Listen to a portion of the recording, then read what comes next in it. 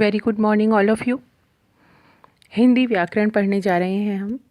और आज हम पढ़ने जा रहे हैं जिस टॉपिक को, वो इम्पॉर्टेंट टॉपिक है आपका, जो कि एग्ज़ामिनेशन में डेफिनेटली आपको 2 से ज़्यादा क्वेश्चन, 2-3 क्वेश्चन मिल ही जाते हैं। तो बहुत इजी भी है, this is not very hard.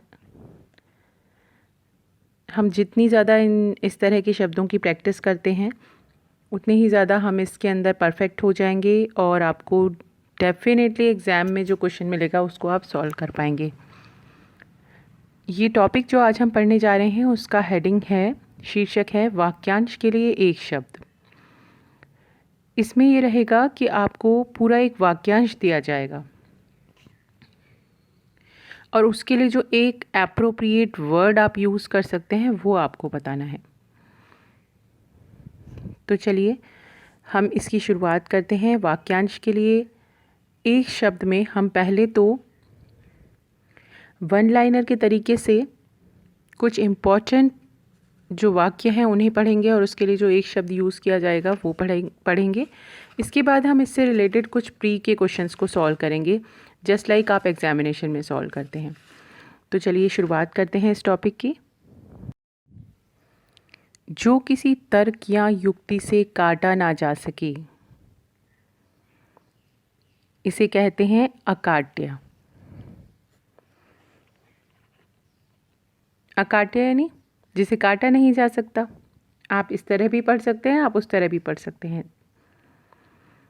और एग्ज़ाम में सबसे ख़ास इम्पॉर्टेंट अच्छी बात यह है कि जब प्री के आप सॉल्व करते हैं क्वेश्चंस तो आपके पास 4 ऑप्शंस हैं, आप बहुत इजीली उसमें से ये फाइंड आउट कर सकते हैं। ये बहुत डिफ़िकल्ट टॉपिक नहीं है और इम्पॉर्टेंट तो है ही।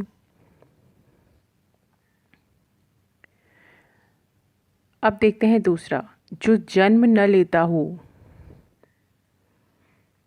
ये बहुत बार पूछा गया है। इसका आंसर है अज। अज, अ लग गया है ज के आगे, ज से अर्थ होता है जन्म। तो जो जन्म नहीं लेता है उसे कहा जाता है अज। बिना सोचे विचारे किया जाने वाला विश्वास क्या कहलाता है? अंधविश्वास। बिना सोचे विचारे किया जाने वाला विश्वास कहलाता है अंधविश्वास।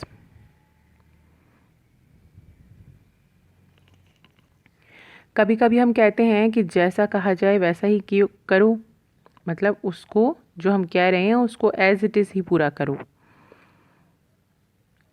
यानी एक एक अक्षर के अनुसार उसका अनुसरण करो। इसे एक शब्द में हम क्या कहते हैं कॉमनली? अक्षरशः। अक्षरशः पालन करना किसी चीज़ का। तो एक एक अक्षर के अनुसार इसका एक शब्द हुआ अक्षरशः। जो कम जानता है क्या कहते हैं? अल्पज्ञ। अब इसी का आप अपोजिट बताइए, विलोम बताइए, क्या रहेगा? जो कम जानता है वो है अल्पज्ञ। जो सब कुछ जानता है वो कौन है? सर्वज्ञ। सर्वज्ञ केवल ईश्वर हो सकते हैं और कोई नहीं। तो हमने यहाँ देखा जो कम जानता है इसे हम कहते हैं अल्पज्ञ।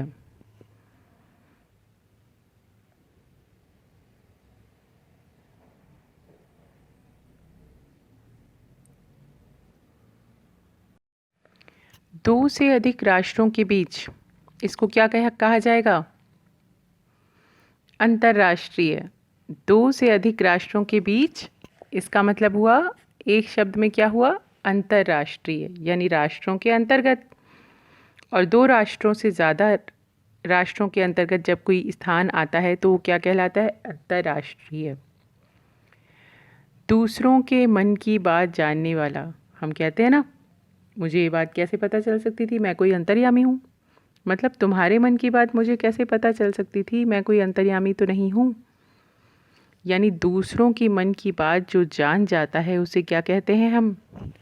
अंतर्यामी। अब ये बहुत इम्पॉर्टेंट है, अगला जो आ रहा है, जो खाने योग्य नहीं है। तो जो खाने योग्य होता है वो पदार्थ क्या कहलाता है? टफ हिंदी में हम क्या बोलते हैं? भक्षण योग्य, यानी जिसको ग्रहण किया जा सकता है, खाया जा सकता है। तो यहाँ क्या हो गया? जो खाने योग्य नहीं है वो क्या हुआ? अभक्ष्य। अ लग गया उसके आगे, तो वो विपरीत हो गया उसके। तो भक्ष्य तो हो गया जो खाने योग्य है, और अभक्ष्य हो गया जो खाने योग्य नहीं है।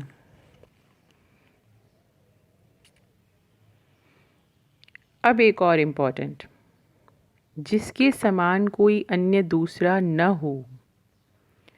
जिसके समान कोई अन्य दूसरा नहीं होता उसे क्या कहते हैं हम तो कहते हैं वंडरफुल, कमाल है, ब्यूटीफुल है लेकिन हम यहाँ पर हिंदी व्याकरण पढ़ रहे हैं। टफ हिंदी आपके सामने आएगी। हिंदी के लिए जो बहुत सुंदर शब्दों का प्रयोग किया जाता है वो सारे शब्द आएंगे। तो इन शब्दों में आपको इनके अर्थों से परिचित होना भी ज़रूरी है। तो हमने सवाल किया कि जिसके समान कोई अन्य दूसरा न हो, यानी अद्वितीय। देखिए, द्वितीय के आगे अ लग गया, यानी दूसरा नहीं है। जिसके समान कोई दूसरा नहीं है वो क्या कहलाएगा? अद्वितीय। हिंदी एक बहुत ही ब्यूटीफुल लैंग्वेज है, बहुत सुंदर सुंदर शब्द हैं इसमें। जब आप इसमें एक्सपर्ट हो जाएंगे तो आपको महसूस होगा कि हाँ, हिंदी में कितना गहरा सौंदर्य है। बहुत सुंदर शब्दों से ये हमें परिचित करवाती है, लेकिन जब तक हम नहीं जानते तब तक सब कुछ नया नया होता है।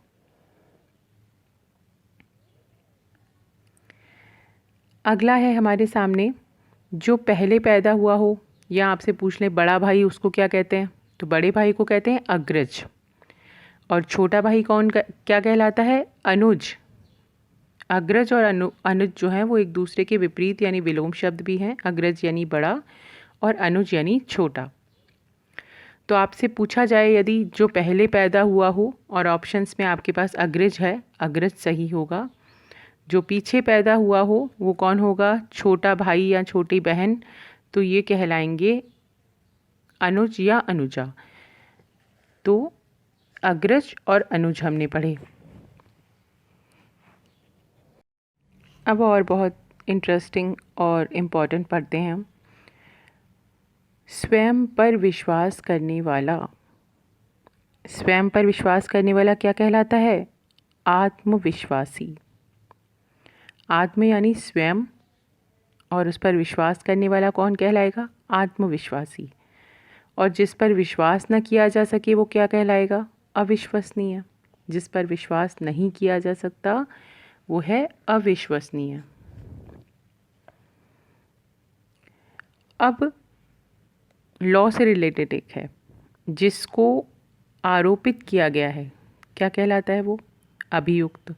या फिर जिस पर अभियोग लगाया जा सके, या जिस पर अभियोग लगाया गया है, वो कौन कहलाते हैं? एक शब्द में अभियुक्त। जो टल न सके वो है अटल। जो मिल नहीं सकता वो है अलभ्य। जो जाना नहीं जा सकता वो है अज्ञेय। और जो विधि के विरुद्ध है वो क्या है? अवैध। वैध होता है जो विधिक है, जो विधि का पालन करता है, और उसका अपोजिट क्या हो गया? उसका अपोजिट हो गया अभी हम पढ़ रहे हैं वाक्यांश के लिए एक शब्द। तो अगर आपसे पूछा जाए कि जो विधि के विरुद्ध है तो वो क्या कहलाएगा? अवैध। और अवैध का विलोम शब्द हो गया वैध। अब है जो विधान के विपरीत है। जो विधान के विपरीत है वो क्या कहलाएगा? अवैधानिक। जो ईश्वर का विश्वास करता है वो कहलाता है आस्तिक। जो विधान के विपरीत है अवैधानिक। जो ईश्वर पर विश्वास करते हैं वो कहलाते हैं आस्तिक। अब देखिए एक और बहुत इम्पॉर्टेंट, अपनी जीवनी या जीवन चरित्र यदि वह स्वयं द्वारा लिखा जाता है तो क्या कहलाती है वो कहलाती है आत्मकथा। अपनी जीवनी या जीवन चरित्र स्वयं द्वारा लिखित है तो वो कहलाएगा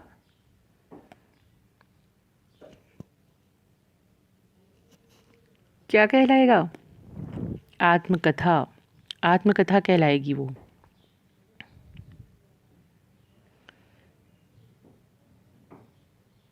जो धन को व्यर्थ खर्च करता है उसे हम क्या कहते हैं? अपव्ययी।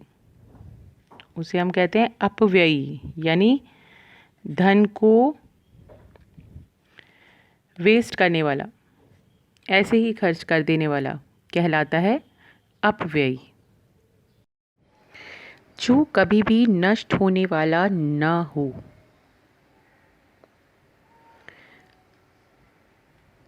या इसे यूँ भी कह सकते हैं जो कभी भी नष्ट न होने वाला हो, जो कभी नष्ट नहीं हो सकता, जो कभी नष्ट नहीं होने वाला है, उसे क्या कहा जाता है एक शब्द में? उसे कहते हैं अनश्वर। जो कभी नष्ट नहीं होने वाला है वो कहलाता है अनश्वर। इसके बाद है जो कभी मरता ना हो वो क्या कहलाएगा? अमर। जिसका कोई पार ना हो वो है अपार। जिसके समान कोई अन्य न हो, अनन्य।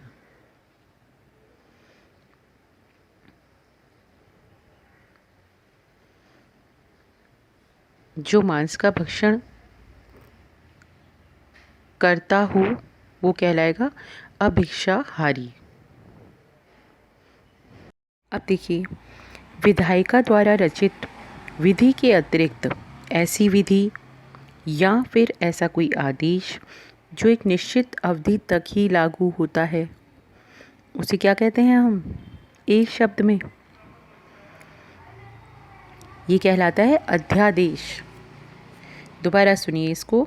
विधायिका द्वारा रचित विधि के अतिरिक्त ऐसी विधि या आदेश जो एक निश्चित अवधि तक ही लागू होता है, ये कहलाता है अध्यादेश। इसके बाद है वह सूचना जो किसी सक्षम प्राधिकारी द्वारा जारी की गई हो, ये क्या कहलाएगी? अधिसूचना। वह सूचना जो किसी सक्षम प्राधिकारी द्वारा जारी की गई हो, ये कहलाती है अधिसूचना।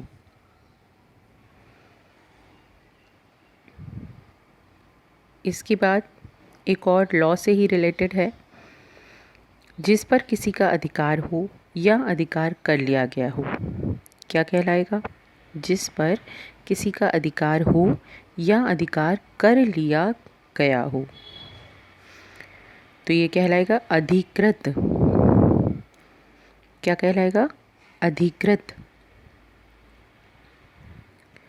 एक और देख लीजिए यहाँ पर, सीमा का अनुचित या अवैध उल्लंघन। सीमा का अनुचित या अवैध उल्लंघन कहलाता है अतिक्रमण। यानी कि किसी और की परिधि में हम प्रवेश करते हैं, किसी और के स्थान में हम प्रवेश करते हैं, विधिपूर्ण नहीं करते, अविधिपूर्ण करते हैं, अवैध करते हैं, यानी कि उसकी इच्छा के विरुद्ध करते हैं। हमें अनुमति नहीं है फिर भी हम करते हैं, तो ये कहलाता है अतिक्रमण। सीमा का अनुचित या अवैध उल्लंघन क्या कहलाएगा? अतिक्रमण। जिसका कोई भी आरंभ न हो,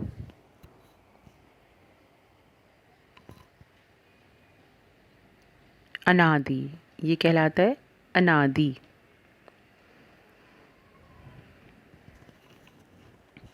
अब देखिए, अगर कोई किसी पर्टिकुलर संप्रदाय या सिद्धांत या फिर किसी पार्टी का समर्थन करता है तो हम उसे एक शब्द में कैसे कहते हैं?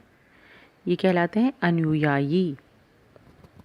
हम कहते हैं ना किसी पंथ का अनुयायी है या किसी पार्टी का समर्थन करता है तो भी हम उसे कहते हैं कि इनका अनुयायी है। किसी सिद्धांत का समर्थन करता है तो भी हम कहते हैं ये इस चीज़ का अनुयायी है। तो अनुयायी शब्द किस चीज़ का संबोधक है? किसी संप्रदाय, सिद्धांत या पार्टी का समर्थन करता। अब है जिसका उत्तर नहीं दिया गया हो। जिसका उत्तर नहीं दिया गया हो वो क्या कहलाता है? अनुत्तरित। जिसका उत्तर नहीं दिया गया वो कहलाएगा अनुत्तरित।